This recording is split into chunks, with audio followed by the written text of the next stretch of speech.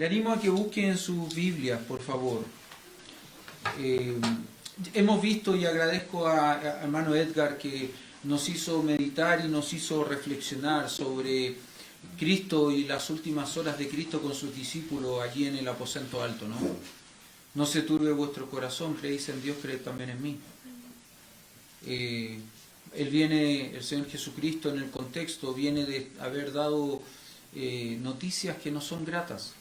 Uno de ustedes me va a traicionar, otro de ustedes me va a negar. Y eso va a generar miedo, eso va a generar temor justamente en sus discípulos. Por eso que el Señor Jesús va a decir esto: no se turbe vuestro corazón, creí en Dios, creed en mí, también en mí.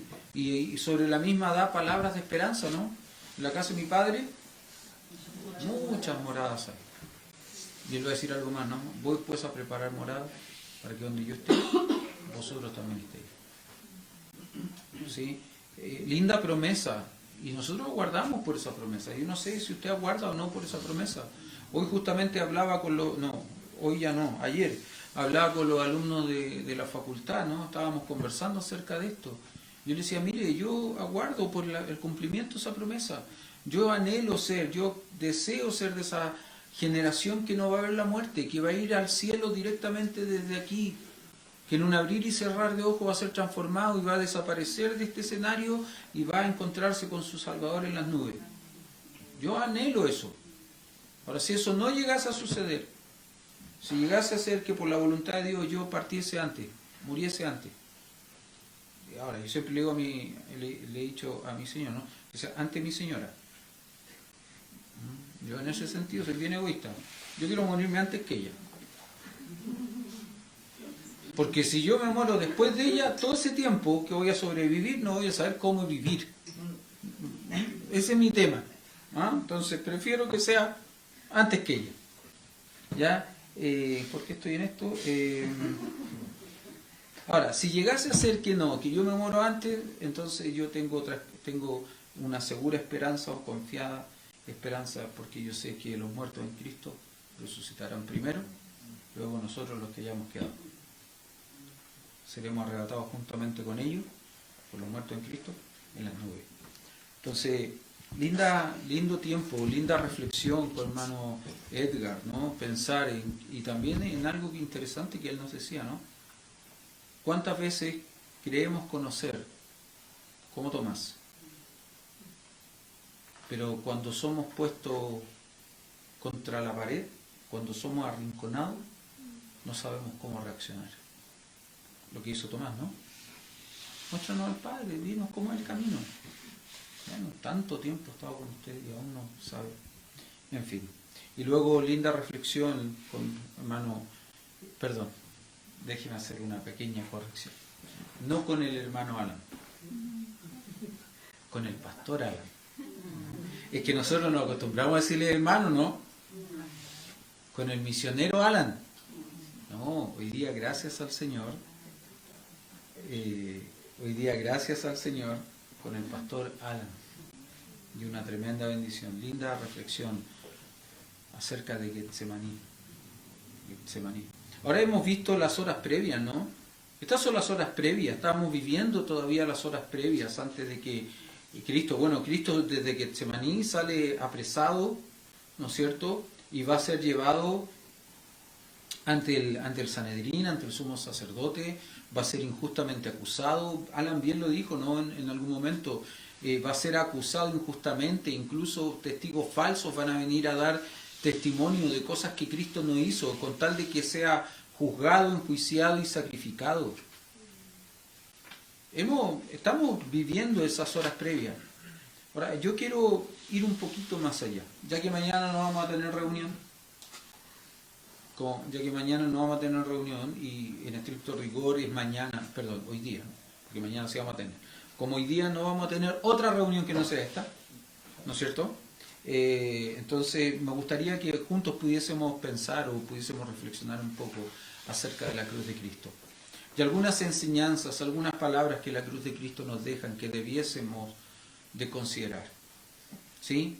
Y la primera palabra que quisiera que considerásemos son palabras de preocupación. Palabras de preocupación. Mire por favor conmigo lo que dice Juan capítulo 19. Vaya conmigo ahí a Juan capítulo 19. Y si alguno de los regalones que está aquí me puede traer algo para tomar, se lo agradecería. Sé que lo único que hay hoy día es agüita, pero bueno, ¿qué va a hacer? Será agüita. No, té no. Algo fresquito, por favor. Juan capítulo 19. Y mire conmigo desde el verso 25 en adelante. Mire lo que dice. Estaban junto a la cruz de Jesús, su madre, y la hermana de su madre, María, mujer de Cleofas, y María Magdalena.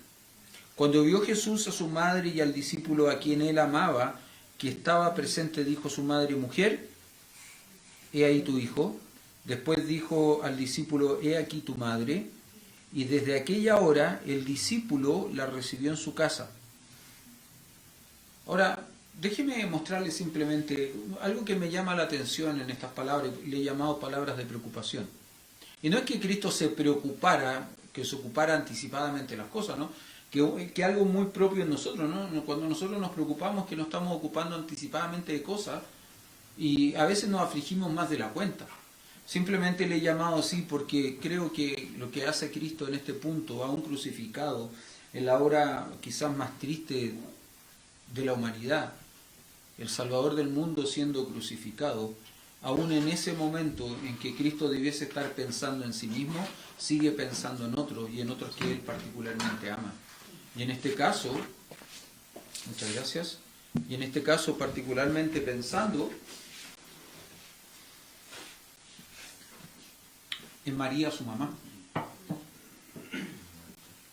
Mire, es interesante, ¿no? Porque el relato bíblico nos dice que María estaba al pie de la cruz acompañada por otras mujeres.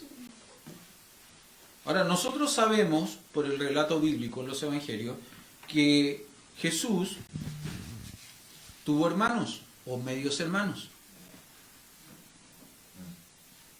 Y uno podría pensar, ¿no?, que en esta situación tan crítica, de tanta pena, de tanto dolor, de tanta amargura para María, bueno, sus hijos debiesen estar allí para cuidarla, para contenerla, para ayudarla. Sin embargo, María está con su hermana y con María Magdalena. ¿Y sus hijos? Probablemente sus hijos estaban ahí, pero estaban desde el otro lado de la vereda, ¿no? Desde aquellos que están observando. Es interesante porque en el libro de Lucas, se nos dice que el pueblo o la gente que estaba mirándole este espectáculo, porque consideran que la cruz de Cristo es un espectáculo. No sé qué considera usted un espectáculo. Para mí un espectáculo son cosas lindas de ver, ¿no? Por ejemplo, el sábado vamos a tener un lindo espectáculo acá, ¿no es cierto? Amén. Ya como un mes preparándose, entonces va a haber un lindo espectáculo. ¿Sí? Amén. Sí, cree bien. No sé qué usted considera un espectáculo o no considera un espectáculo. Pero generalmente cuando uno piensa en un espectáculo, piensa en algo bonito. Sin embargo, el relato bíblico nos dice que la gente miraba a la cruz de Cristo como un espectáculo. Y después de mirar el espectáculo, ¿qué hacían? Se golpeaban el pecho, ¿no? ¿En señal de qué? ¿De contrición? No creo. Eso de que por mi culpa y por mi gran culpa, no creo. Yo creo que era más bien de vergüenza. Yo creo que era más bien de justificación propia, ¿no? Pienso en eso, ¿no? Entonces, cuando pienso en los hijos de María, bien digo, los medios hermanos de Jesucristo, pienso que probablemente ellos están en la vereda opuesta, están mirando el espectáculo, porque es más, sabemos que durante el ministerio público de Cristo, los medios hermanos de Cristo no creyeron en Él, no le siguieron. Y Cristo cuando mira a su madre, piensa en ella y piensa, bueno, va a quedar en indefensión. Va a quedar sola. Van a haber otras mujeres, pero en un sentido, va a quedar sola. ¿Y qué es lo que hace? Se preocupa por ella, ¿no? Y al ver al discípulo amado, al que él ama. Ahora, ¿quién es el discípulo amado? Bueno, por algunas conclusiones que podemos sacar en función de otros textos, no los vamos a ver por una cuestión de tiempo. No tengo que olvidarme que esto es solo un devocional. El que más se alegra con esto es Nicolás. ¿Ah? Entendemos que el discípulo amado no es otro que, sino que Juan, ¿no es cierto? No Juanito, ni Tonijua tampoco. ¿Ah? Juan, es Juan, ¿no es cierto? Él es el discípulo amado. Ahora fíjese qué interesante, ¿no? Verso 26, cuando vio Jesús a su madre y al discípulo a quien él amaba, que estaba presente, dijo a su madre, mujer, y perdón, esto no es una expresión desconsiderada hacia María, es una expresión respetuosa. Antes ha usado una expresión similar en el inicio del ministerio de Cristo, cuando María, invitados ellos a una boda, ¿se acuerda? Ahí en Canaá y se acaba el vino, viene y le dice María a su hijo, no, oye, se le acabó el vino. ¿Y qué es lo que hace Cristo? ¿Cómo responde? ¿Se acuerdan? Pastor Alan, ¿se acuerda cómo responde? Porque a mí se me olvidó la frase literal. Sí. Y de nuevo está esta expresión, ¿no? Ahora, no es una expresión despectiva, no es una expresión, como diría, desinteresada hacia ella, no, es una expresión respetuosa. Y acá le va a decir, no, mujer, he ahí tu hijo. Ahora, perdón, mujer, he ahí tu hijo, ¿no? No lo puedo apuntar. Pero se entiende, ¿no? María entendió perfectamente a quién se refería. No es aquí tu hijo. Desde ahora en más, he ahí tu hijo. Y al discípulo amado, ¿no? Después 27, y al discípulo, después dijo al discípulo, he ahí tu madre. Agradezco la oración de la Silvita. Creo que han sido días tristes. Han sido días tristes.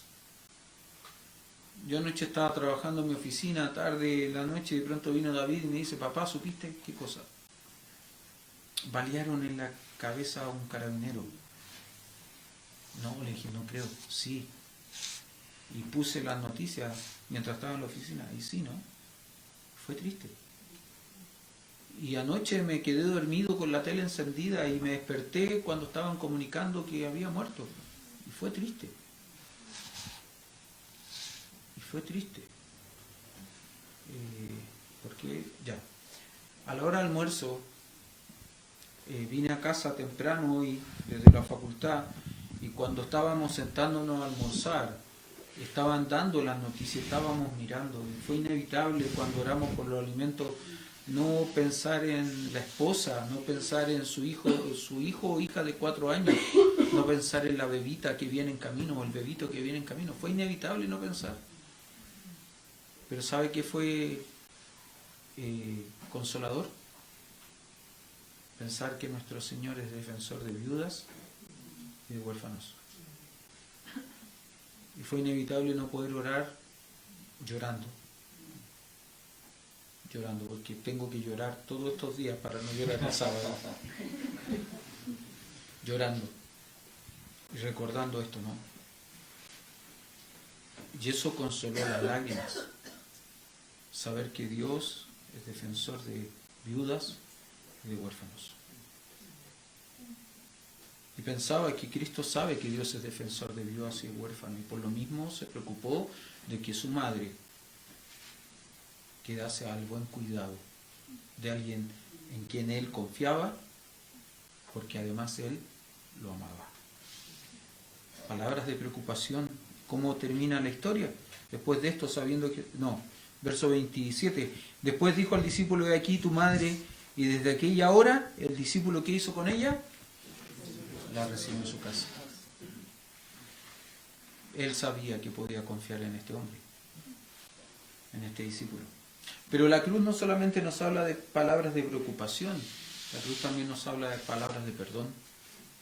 Y si usted ahora va a Lucas capítulo 23, mire, vaya conmigo a Lucas capítulo 23,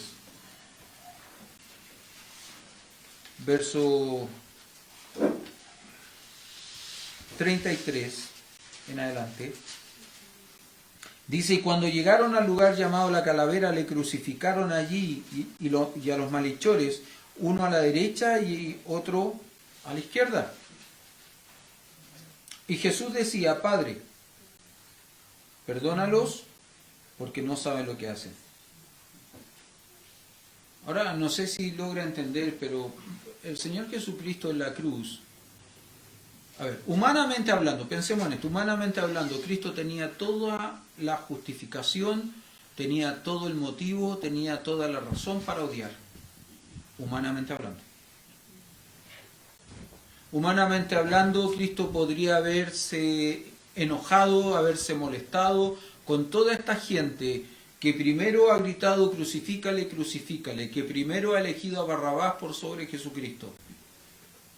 Él tiene toda la razón para estar enojado y estar molesto con aquel que le traicionó y le entregó, con aquel que le negó, no una, sino 2 y 3 veces. Él tiene toda la razón para estar molesto y enojado con aquellos hombres que le abofetearon y le escupieron, con aquellos hombres que le maltrataron con látigos, que le flagelaron con látigos, que le pusieron corona de espinas. Él tiene toda la razón, todo el motivo, toda la justificación para estar enojado, para odiar a aquellos que le obligaron a cargar un pesado madero, que le llevaron a los pies que le llevaron a la cima de este pequeño monte y donde le clavaron a un madero y le crucificaron. Tiene toda la justificación si yo lo miro desde el punto de vista humano. Pero si yo lo miro desde el punto de vista divino, Cristo solo tuvo palabras de perdón. Y Él va en esta situación tan extrema, en esta situación tan límite, ¿qué es lo que va a hacer? Él simplemente va a decir, Padre, perdónalos. ¿A quiénes? A todos. Desde el momento que empezaron a decir crucifícale, crucifícale, desde el momento que eligieron a Barrabás, desde el momento que uno le traicionó, desde el momento que otro le negó, desde el momento que algunos le escupieron, le abofetearon, desde el momento que algunos le flagelaron, que otros le pusieron corona de espinas, que otros le clavaron a una cruz, a todos y cada uno, Cristo simplemente intercedió diciendo, Padre, perdónanos. Y como si fuera poco le dice algo más, ¿no? Le da la razón para que sean perdonados. No saben lo que hacen. No logran entenderlo. No logran comprender qué es lo que están haciendo. ¿Sabe lo que está haciendo Cristo? En un sentido está intercediendo por estas personas. Está rogando, está clamando por ellos. Y está diciendo lo siguiente, Señor, por favor, sepáralos de su culpa. Apártalos de su culpa. Es interesante porque la palabra aquí, perdón, no es otra, sino que remite su culpa. Remisión. Y es interesante porque esta frase, perdónalos porque no saben lo que hacen, solo puede ser declarada desde la cruz del madero. ¿Por qué? ¿Se acuerda lo que dice Hebreos capítulo 9, verso 22? Sin derramamiento de sangre no hay remisión de pecado. ¿Sabe por qué solo esta frase, perdónalos porque no saben lo que hacen, podría ser declarada desde el madero? Porque va a ser justamente desde la cruz, donde Cristo va a derramar hasta su última gota de sangre, que es lo necesario para que nuestros pecados puedan ser remitidos, para que nuestros pecados puedan ser perdonados.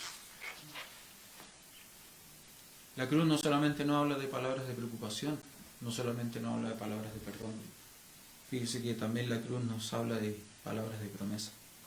Si usted sigue más adelante en el mismo texto de Lucas, Lucas capítulo 23, verso 35, y el pueblo estaba mirando y aún los gobernantes se burlaban de él diciendo, a otros salvó, sálvese a sí mismo, si este es el Cristo, el escogido de Dios. Los soldados también le escarnecían acercándose y presentándole vinagre y diciendo, si tú eres el rey de los judíos, sálvate a ti mismo. Había también sobre él un título escrito con letras griegas, latinas y hebreas, este es el rey de los judíos. Y uno de los malhechores, ¿se acuerda que el inicio de esta porción dice que él fue crucificado con dos malhechores, no uno a la derecha y uno a la izquierda? Y dice, y uno de los malhechores que estaban colgados le injuriaba diciendo, si tú eres el Cristo, sálvate a ti mismo y a nosotros. O sea, uno de los malhechores aún en su condición, ¿no? Aún en esta situación, en la misma condición de Cristo, crucificado igual que Cristo, se suma a la multitud y le injuria. Ahora, en otro de los textos, en uno de los pasajes paralelos de los evangelios, dice que los dos malhechores en un momento hacen lo mismo. Pero llega un punto en que uno de ellos cambia su actitud. Verso 40, respondiendo el otro, le reprendió ¿a quién? Al otro malhechor, ¿no? Diciendo, ¿ni aún temes tú a Dios estando en la misma condenación? Ahora es interesante esto, ¿no? Porque aquí vemos el camino a la salvación de un hombre. Un hombre para ser salvo, lo primero que tiene que hacer es reconocer que Jesucristo es Dios. Y esto es lo que hace este hombre en la cruz. ¿Ni aún temes tú a Dios estando en la misma condición? Este hombre lo primero que hace es reconocer que Jesucristo es Dios. Y eso es lo primero, insisto, es lo primero que un hombre tiene que hacer, o una mujer tiene que hacer para ser salvo. Reconocer que Jesucristo es Dios. ¿Se acuerda que hace un par de semanas atrás, en una clase de escuela dominical, decíamos lo siguiente? Muchas personas creen en Jesucristo como un personaje histórico. Creen en el hombre, pero no creen que sea Dios. Bueno, este hombre lo hizo, ¿no? Verso 41, nosotros a la verdad justamente padecemos porque recibimos lo que merecieron nuestros hechos, mas este ningún mal hizo. Ahora, este hombre no solamente reconoce que Jesucristo es Dios, ahora él reconoce su propia condición. Yo soy un pecador y yo estoy recibiendo el pago justo de mis acciones. Verso 42, y dijo a Jesús, acuérdate de mí cuando vengas en tu reino. ¿Y sabe lo que hace este hombre, no? Reconoce que Cristo es su única esperanza, no hay otra. Hermano, déjeme decirle esto, el malhechor en la cruz entiende una cosa, él está lejos o ha sido separado, ha sido excluido completamente de su nación, ha sido excluido completamente de su religión, ha sido probablemente excluido completamente aún de su familia. Recuerde que la ley mosaica decía que es maldito todo hombre que es colgado en una cruz o en un madero. Y este hombre está en esa condición, está colgando de un madero. Por lo tanto, bajo la religión hebrea, él es un hombre maldito. Y ninguna familia quiere tener a un miembro de su familia que sea un maldito. Por lo tanto, probablemente su familia le dio vuelta a la espalda. Su religión le ha dado vuelta a la espalda, es un maldito. Y su nación también le ha dado vuelta a la espalda, por algo le está castigando. Por mano del imperio predominante, pero en un sentido su nación está ahí también dándole vuelta a la espalda, ¿no? Entonces, ¿qué le queda a este malhechor? Solo Cristo. Reconoce que Cristo es Dios, reconoce su propia condición de pecador, pero también reconoce quién es su esperanza. Y sabe que este reconocimiento es interesante, porque este reconocimiento le hace merecedor del perdón, ¿no es cierto?, y la vida eterna. ¿Qué es lo que hace Cristo? Verso 43, entonces Jesús le dijo, de cierto te digo, que hoy estarás conmigo en el paraíso. No tendrás que esperar al final del tiempo, ¿no es cierto? Nosotros conocemos el desarrollo escatológico de los eventos, ¿no? No tendrás que esperar a que venga el arrebatamiento de la iglesia, que pasen 7 años, que después de los 7 años venga una segunda resurrección de los santos del Antiguo Testamento para que entren en el tiempo del milenio. No. Hoy.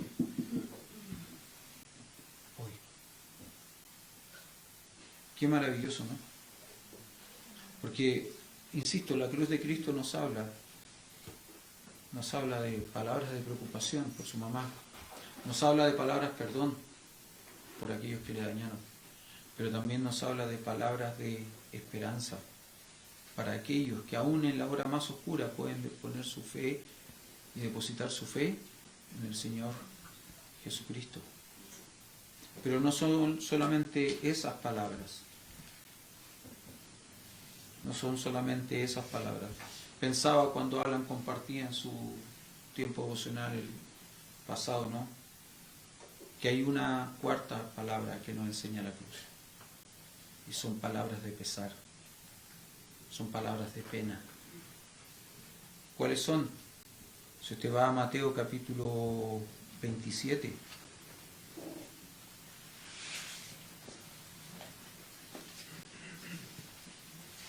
verso 45, y desde la hora sexta hubo tinieblas sobre la tierra hasta la hora novena.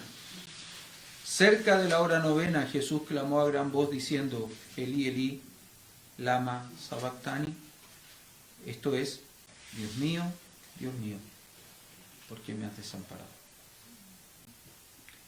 Es interesante lo que dijo Alan, ¿no?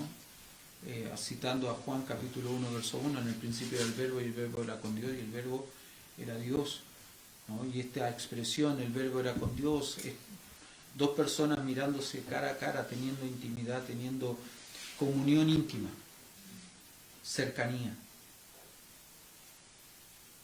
Ahora, no es que Dios abandonó a Cristo en la cruz, pero en un sentido Dios debió dejar de mirar cara a cara a Cristo en la cruz. Y ese es el dolor de Cristo. La aflicción más grande de Cristo tiene que ver justamente no con la aflicción física, tiene que ver con la aflicción emocional. La Escritura dice que el que no conoció pecado por nosotros fue hecho pecado para que nosotros fuésemos hechos justicia de Dios en él. Y eso fue en este momento. Es por eso que Cristo le, entre comillas, le abandona, ¿no? Le desampara. ¿Por qué? Porque en ese momento Dios tiene que mirar a su lado, porque sobre Cristo está todo aquello que Dios desprecia. No es que desprecia al Hijo, pero lo que está sobre el Hijo es despreciado por Dios. Y Dios tiene que mirar para otro lado. Me imagino el quebrantamiento en el corazón del Padre al ver al Hijo llevando sobre sí todo aquello que el Padre odia. Y eso debe ser un dolor terrible. Pensaba en lo que compartía Isidora. Perdón, Isi, ¿no?